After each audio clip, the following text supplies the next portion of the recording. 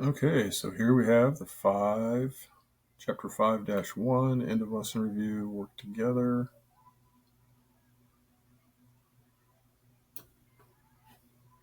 And in this one, we're going to look at 3 different types of check endorsements. So businesses, even though as individuals we don't use very many checks anymore, there's still a need once in a while to write a check, or we receive a check that needs to be deposited in the bank.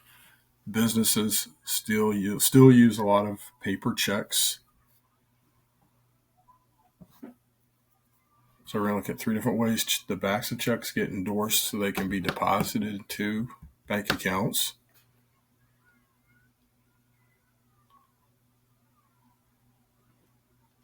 So the directions here for each of the situations: prepare the appropriate endorsement, enter student signature in cells where you would enter the endorser's signature.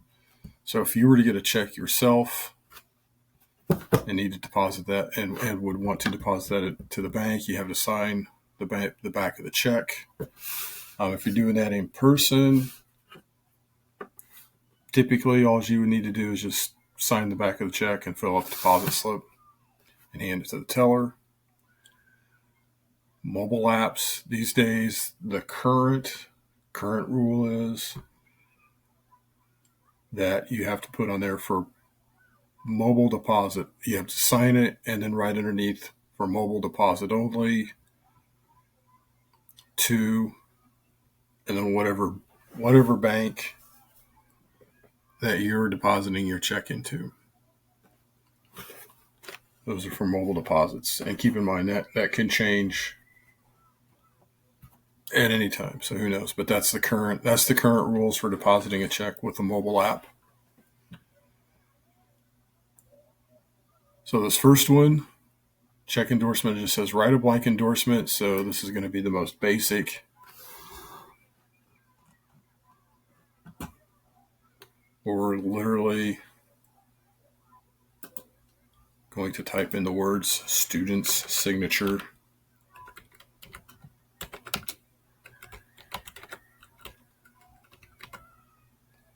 If you're doing this on paper in a paper workbook, you just write in your own name on the back here. But for MindTap, we have to put in student signature, and another quirk of MindTap for this one.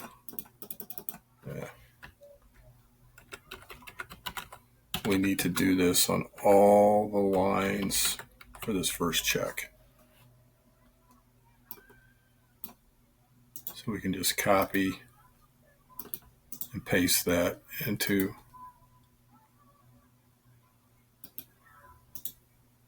all of the lines. At least that's how my MindTap works for my account. I have to have it on all the lines, and so do my students. Okay, so our next one, and this would be used for, let's say someone wrote you a check for some reason, say it's for $20, and then you owed $20 to someone else, and they're willing to accept the check that you already have. They're willing to accept it as payment for the $20 that you owe them. This doesn't happen very often, so it's not a normal thing, but it is a possibility, and it's something that can be done. So in this case, we're going to write the endorsement we're going to sign the rights over to someone else for the check. So that's what the special order or special endorsement to transfer a check to Clara Kwan.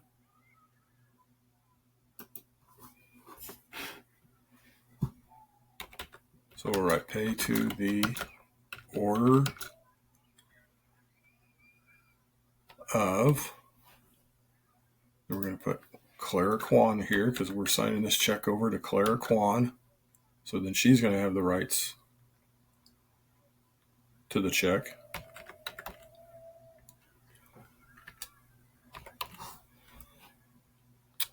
But then you also have to put your signature on there.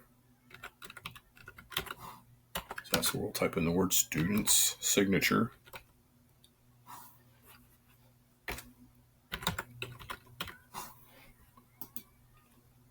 So now Claire Kwan has the rights to this check. And believe it or not, on a paper check, if there was more room, Claire Kwan could then sign the check over to somebody else, or she could just deposit it. So then our last one, write a restrictive endorsement to deposit a check in the account of Grantsburg Accounting. So it's kind of similar to what I described as what you have to do currently with mobile deposits on apps. So we'll write for deposit only to the account of, here it says Grantsburg Accounting.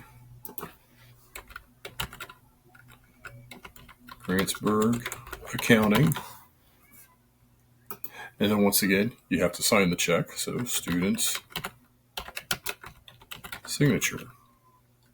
What this does is guard against the check getting lost or stolen and somebody else trying to deposit the check in their own account. Well, if it's marked on the back for deposit only to the account of Grantsburg Accounting, any bank sees that, they're not going to take the check because it's only going to be able to deposit into Grantsburg Accounting. So whichever bank that Grantsburg Accounting banks at is going to be the only bank that's going to take the check, and it can't be checked and it can't be cashed. It only has to be it can only be deposited into that account. So if somebody were to find the check and try to use it themselves, they're not going to get anywhere with it. Or somebody steals it, they're not going to get anything accomplished with it. So there's the 3 types of check endorsements. So now let's go to the next step, and we're going to write a check and fill out a check stub.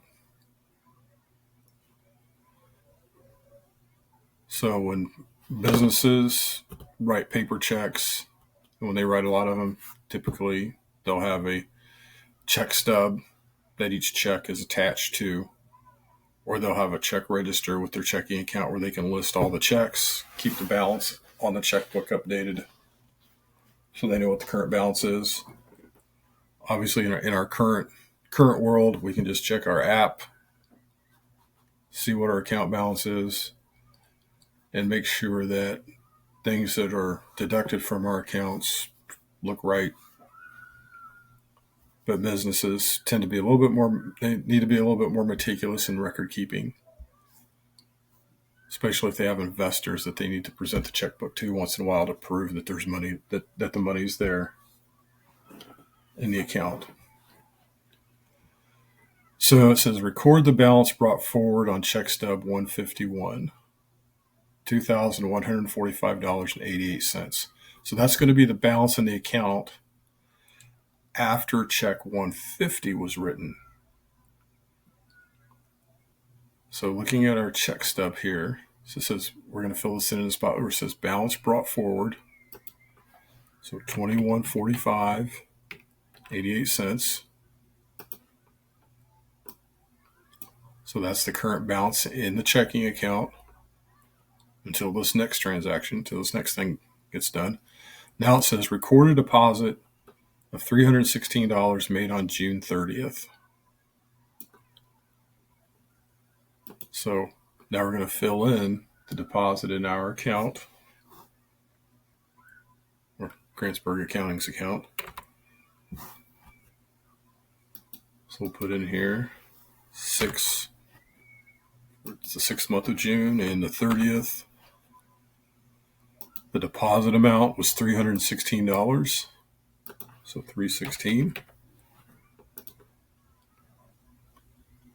So that's going to bring our subtotal up to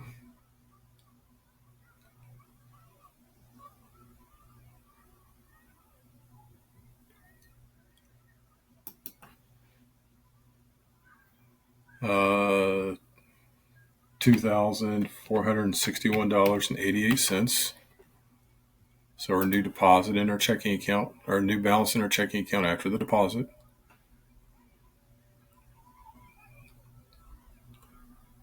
Okay, so now it says, now we're on to the next line here. Now prepare check 151 to A1 Computers for repairs for $148. Use June 30th as the date.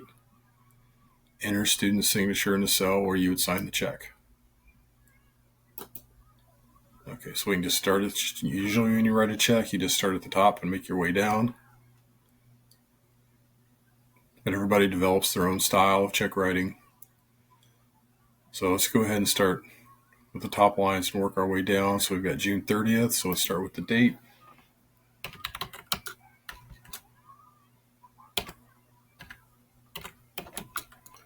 June 30th. We'll abbreviate that. Make sure you put the period in there or it'll turn red on you. Now this is going to be written to A1 Computers.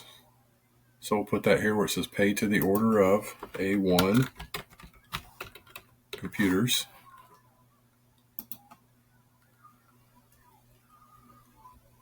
And then it gets us to the amount, $148.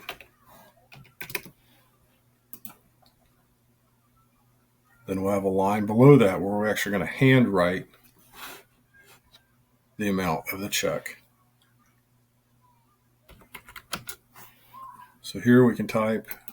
It's always best to write these out in cursive and to take up use up all the line that you can. So that leaves little opportunity for any kind of check fraud. It's harder to alter a check if things are written in cursive instead of printing with your handprint. So but obviously here we've got no choice. 100.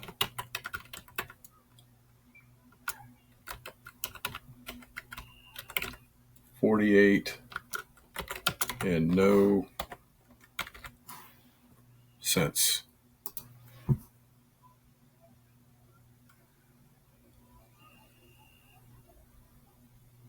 So when I write checks, the way I was taught a long time ago, I handwrite all that out, and I write 100. I would write $148. I'd actually write in the word dollars and put in a little slash there, put in zeros, /100, and I would take up the whole line. Okay, so I've got a couple more spots. So it says for repairs. So we have a memo on our check. So we can put in here what it was for. And then this is a spot where you would sign it. So we'll put in student's signature.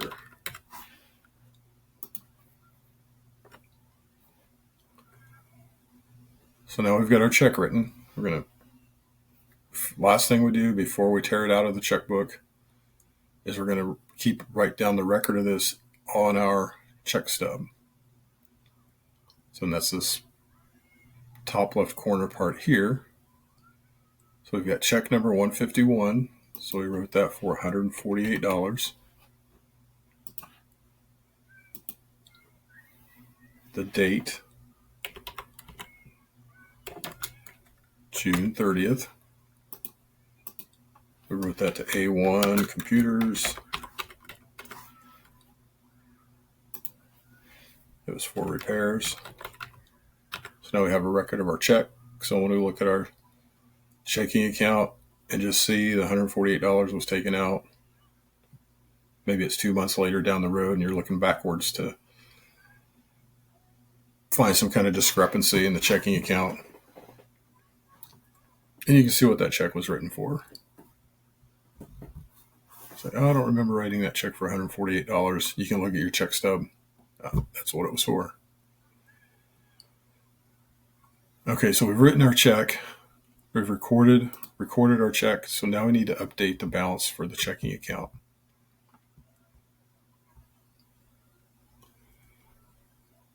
So we had our deposit, our subtotal after deposit. We had no fees or anything to write down here in the other.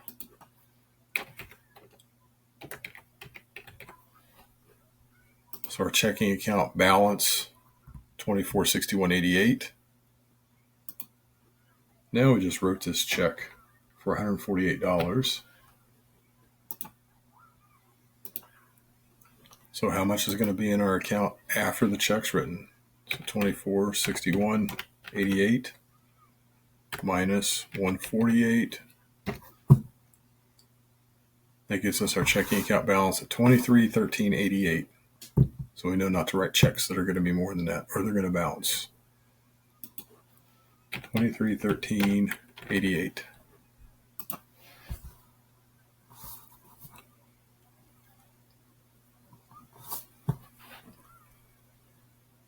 Okay, so there's the first check. So we're going to do one more.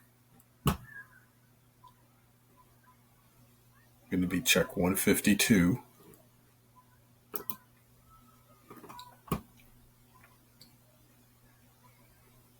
And we're just going to go through the same steps.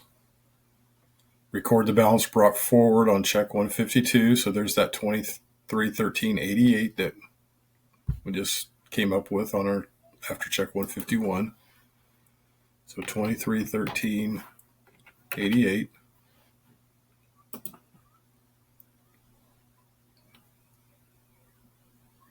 Looks like we've got no deposits. So we can leave that one blank. So $23.13.88 for the subtotal. No fees noted here in the instructions. So that's going to bring the most accurate balance on the account to $23.13.88. So now let's write the check. June 30th.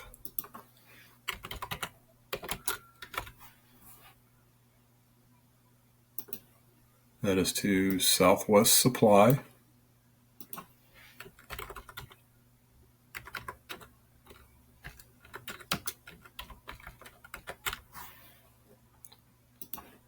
It was for $62.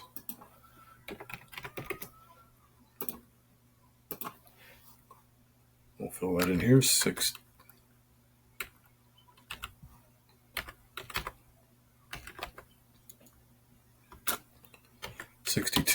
and 0 cents. Goes for supplies. So we'll put supplies in the memo. Then we sign the check with the good old student's signature.